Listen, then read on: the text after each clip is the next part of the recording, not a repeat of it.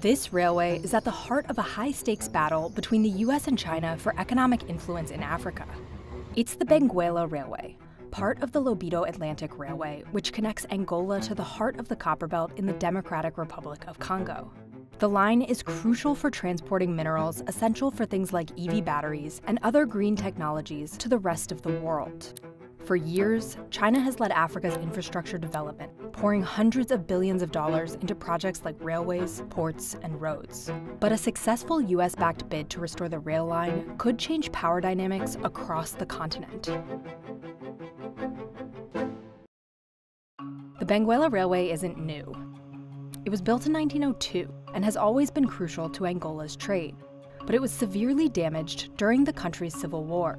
If you go on the rail line, you can see some blown up armored vehicles. You can see rail cars that have been left to rust.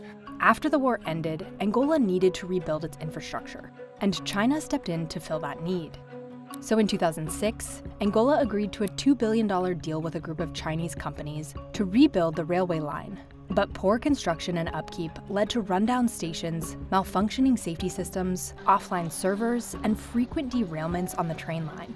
There's something like 10 derailments a year, which is extraordinary. The stations weren't well built. There's all sorts of technological equipment that just isn't working. And so the entire rail line really needs a rebuild. But this time, Angola turned down a proposal from the Chinese government to renovate and manage the same neglected railway. Instead, it awarded several European companies a 30-year contract, which the United States government is likely to finance with a $250 million loan. The $1.7 billion project will fix the train tracks and stations, add over 1,500 wagons, and educate train operators. It will also give countries involved in the project, eager to advance their clean energy initiatives, greater access to critical raw materials like nickel and cobalt. The big topic on Africa in Washington at the moment is all about critical and strategic minerals and security of supply. Demand for these elements is expected to increase by 20-fold from 2020 to 2040, which has fueled interest in the Lobito Corridor and the Democratic Republic of Congo, the world's largest producer of cobalt. The project is expected to be a key source of economic opportunity for Angola's young population. It's a hope that they will both feed the rest of the world and also create jobs and opportunities inside of Angola. Historically, you can see when you create corridors, they attract people, especially if they're more economic opportunity. China's Belt and Road Initiative has played a major role in Africa's recent infrastructure development. Launched by Chinese President Xi Jinping in 2013, its goal is to boost China's global economic influence through infrastructure, trade, and investment deals. China loaned African governments over $160 billion from 2000 to 2022, and Angola has received the most.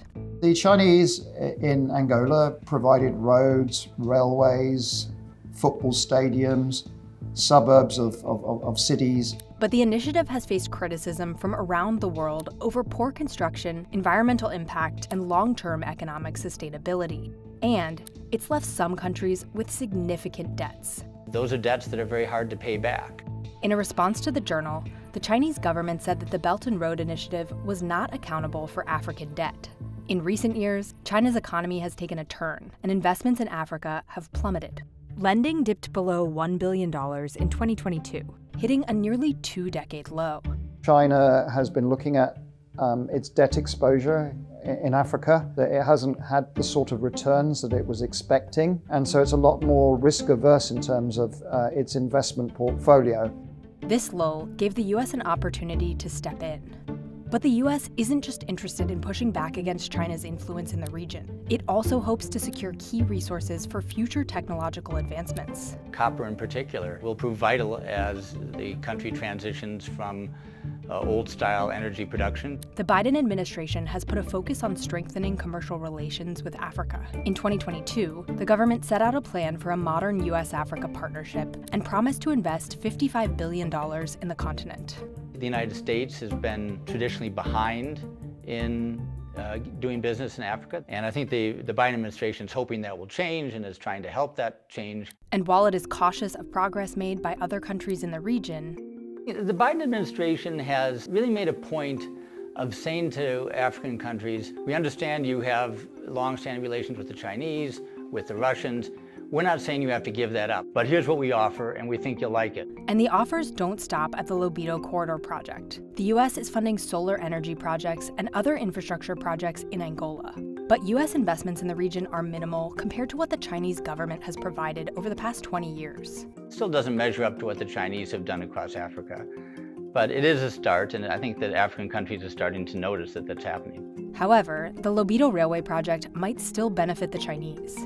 There's also a reality that the Lobito Corridor will not exclude the export of minerals to China along it. It's not a monopoly railroad for the United States and the EU. It's for free trade. And this corridor might just be the start of more U.S. investment in Africa. The final blueprint would be railroads from the Atlantic to the Indian Ocean. And the United States is helping fund the research into whether that's feasible, and who knows, maybe someday might fund the project itself.